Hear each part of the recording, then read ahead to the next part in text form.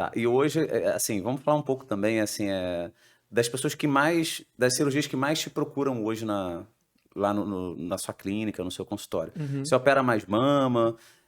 Vamos falar, não precisa falar em relação a percentual, mas assim, eu tenho uma estimativa que eu opero muito mais mama do que abdômen, que eu opero nariz, ou hoje isso tudo é muito parecido em relação à quantidade das pessoas que te buscam? Hoje procura-se muito para lipoaspiração, é uma procura grande que nós temos lá.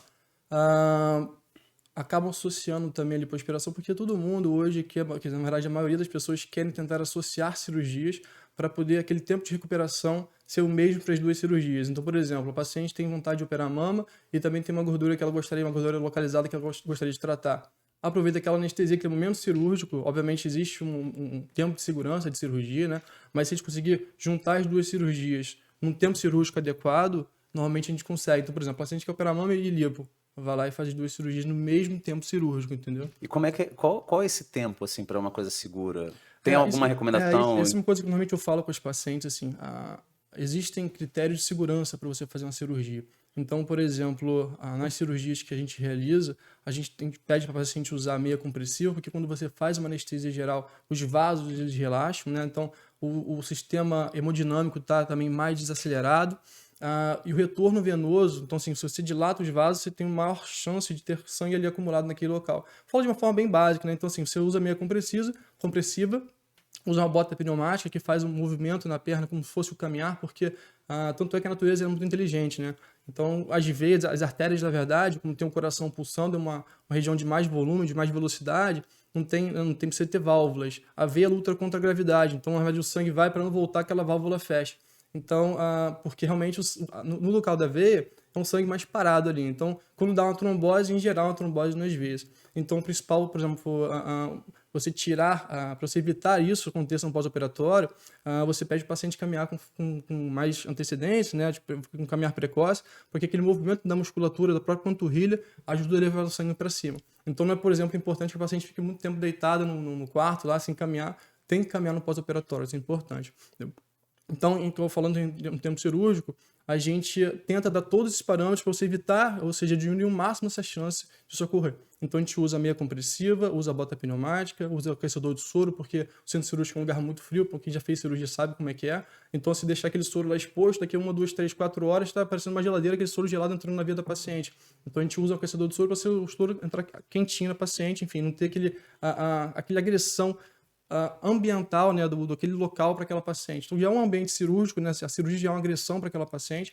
Então, se a gente puder diminuir essa agressão do ambiente para ela, ou seja, um ambiente em que ela esteja confortável, que a perna esteja com aquela compressão, para o sangue estar movimentando, enfim, tudo necessário para que ela possa fazer uma cirurgia mais longa, mas não tenha uma agressão do ambiente para ela. Então, em relação ao tempo cirúrgico, por exemplo, é preferível que a paciente fique lá 7 horas de uma cirurgia, mas tudo bem controlado, do que às vezes 3 horas sob muita agressão, sem aquecimento de soro, sem uma manta térmica, sem uma bota pneumática, enfim.